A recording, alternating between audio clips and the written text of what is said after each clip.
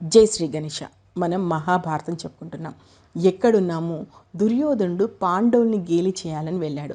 కానీ గంధర్వుడి చేతిలో ఓడిపోయి చివరికి ధర్మరాజు ప్రాణభిక్ష పెడితే బ్రతికి బయటపడ్డాడు.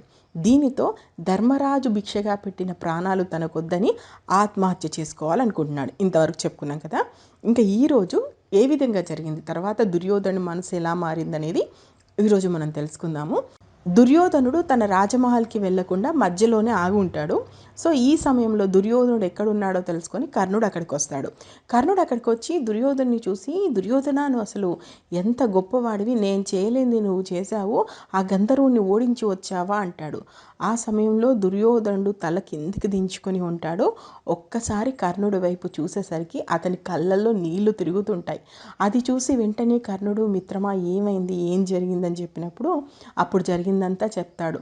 గంధర్వుడితో యుద్ధము, ఓడిపోవడము, మళ్ళీ అర్జునుడు రావడము, యుద్ధం చేయడము, ధర్మరాజు ప్రాణభిక్ష పెట్టాడు.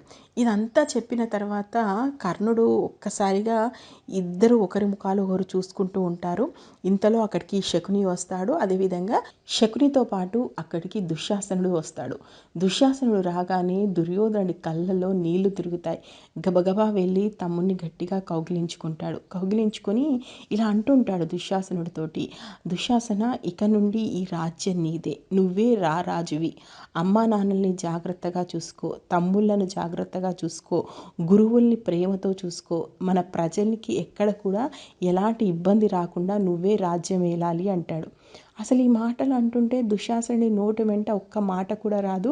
కాసేపు అలా స్తంభించిపోతాడు. మళ్ళీ తర్వాత దుర్యోధనుడు ఇలా అంటుంటాడు, దుశ్శాసన, నేను లేను అన్నటువంటి లోటు ఎక్కడ కూడా కనిపించకూడదు, అన్నీ నువ్వై అందరినీ నువ్వు చూసుకోవాల్సి ఉంటుంది అని చెప్పడంతో దుశ్శాసనుడు వెంటనే కిందికి వంగి దుర్యోధనుడి కాళ్ళు పట్టుకొని వెక్కి వెక్కి ఏడుస్తాడు. అసలు అది నిజంగా అది చదువుతుంటే అబ్బా, అన్నదమ్ముల మధ్య వీళ్ళ మధ్య ఇంత ప్రేమ ఉందా అనిపిస్తుంది.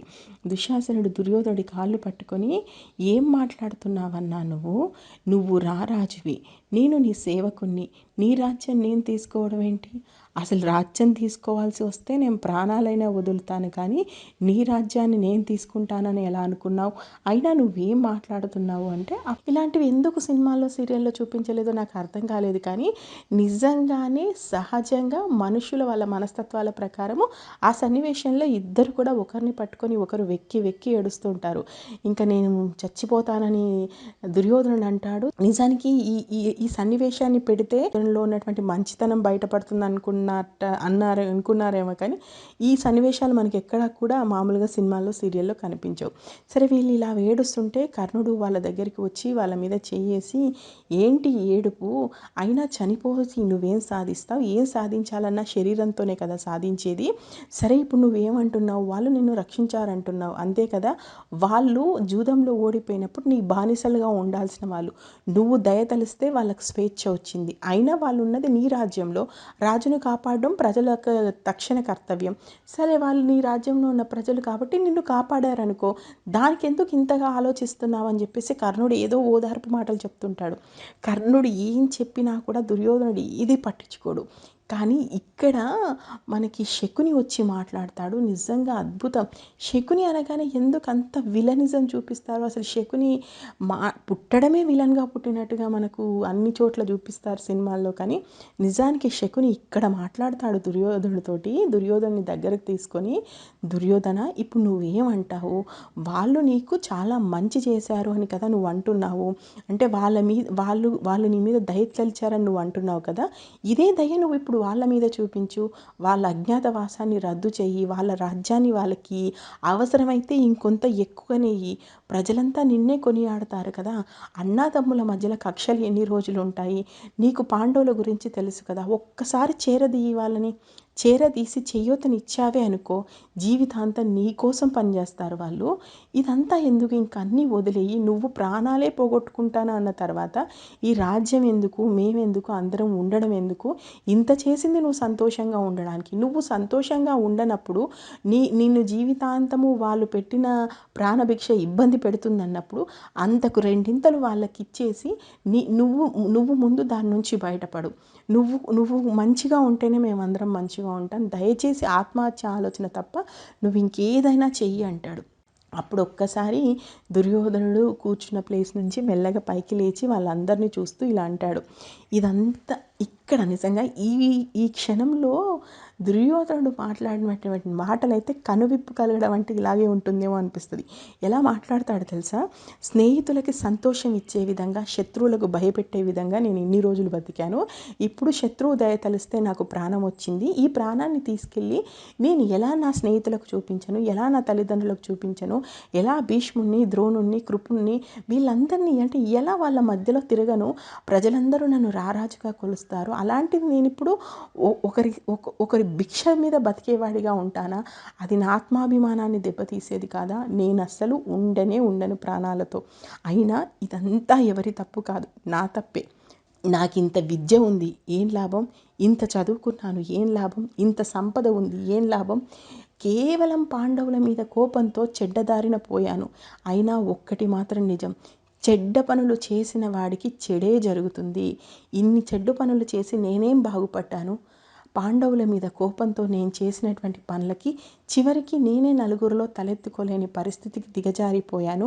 విరోధులను తలచిన వారిలే నాకు ప్రాణభిక్ష పెట్టారు. ఇంతకన్నా దారుణం ఏముంది? ఇవన్నీ కూడా నేను చేసిన తప్పులకి నా పాప ఫలితమనే అనుకుంటాను. దీనిలో ఎవరి తప్పు ఏమీ లేదు. కర్ణ, నువ్వు యుద్ధం నుంచి పారిపోయావనో, మీరందరూ మధ్యలో వదిలేసి వెళ్ళారనో నాకు ఎలాంటి కోపము లేదు. అసలు నాకు ప్రాణం మీద కానీ, డబ్బు మీద కానీ, రాజ్యం మీద కానీ దేని మీద ఆశ లేదు. దయచేసి నన్ను వదిలిపెట్టండి అంటాడు. దీంతో ఇంకా ఎంత చెప్పినా దుర్యోధనుడు మనసు మారకపోవడంతో వీళ్ళు ముగ్గురు కూడా దుర్యోధనుడితో, నువ్వు బ్రతికితే మేము బ్రతుకుతాం, నువ్వు చేస్తే మేము చేస్తాం, నీతో పాటే ఏడికైనా అని చెప్తారు. దీంతో దర్బార్ పలుచుకొని కూర్చుంటాడు ముందుగా దుర్యోధనుడు.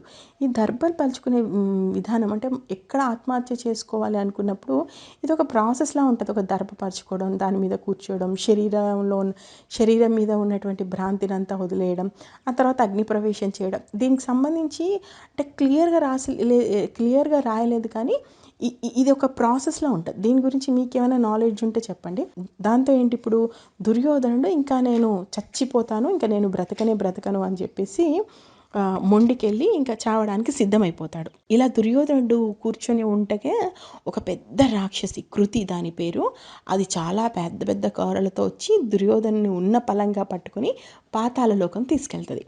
అక్కడ దుర్యోధనుడికి ఎదురుగా రాక్షస రాజు అయినటువంటి శుక్రుడు ఉంటాడు. శుక్రాచార్యుడు వెంటనే దుర్యోధన్ని కౌగిలించుకొని, దుర్యోధన, నువ్వు ఏం చేయాలనుకుంటున్నావు? అసలు నువ్వెవరో నీకు తెలుసా? నీ కోసం మేమంతా ఎంత కష్టపడ్డామో నీకు తెలుసా? అసలు ఇది నీకు పాండవులకి మధ్య జరుగుతున్న యుద్ధం అనుకుంటున్నావా? ఇది దేవతలకి రాక్షసులకి మధ్య జరుగుతున్నటువంటి యుద్ధము. ఇదంతా కూడా ఆ ఇంద్రుడు కపటంతో చేసినటువంటి పని. అసలు నువ్వు తెలుసుకోలేకపోతున్నావు నువ్వెవరో, నువ్వు ఎందుకు పుట్టావో, అసలు మేమంతా నీ కోసం ఏం చేశామో అని చెప్తాడు. అసలు ఇంతకీ దుర్యోధనుడు ఎవరు? అతని పూర్వజన్మ ఏంటి? అతనికి పాండవులకి ఉన్న శత్రుత్వం ఏంటి? అసలు మధ్యలోకి రాక్షసులు, దేవతలు ఎందుకు వచ్చారు? ఏం జరిగింది? ఏం జరుగుతుంది? అసలు ఏం చెప్పి శుక్రుడు మన దుర్యోధనుడి మనసు మార్చాడు? ఇది మనం నెక్స్ట్ ఎపిసోడ్లో చూద్దాం. నేను మహాభారతం ఉన్నట్టు చెప్తున్నాను. 1,00,000 శ్లోకాలు కాబట్టి సంవత్సరాలు గడుస్తున్నా కూడా ఇది ఇంకా జరుగుతూనే ఉంది.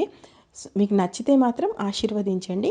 అండ్ ఇప్పటి వరకు జరిగిన మహాభారతం స్టోరీ ఏంటో తెలుసుకోవాలనుకుంటే మన ఛానల్లో ప్లేలిస్ట్లోకి వెళ్ళండి. మహాభారతం ప్లేలిస్ట్ ఉంది, అందులో ఇప్పటి వరకు జరిగిన స్టోరీ అంతా ఉంది. మీకు నచ్చితే ఆశీర్వదించండి. Thank you. జై హింద్.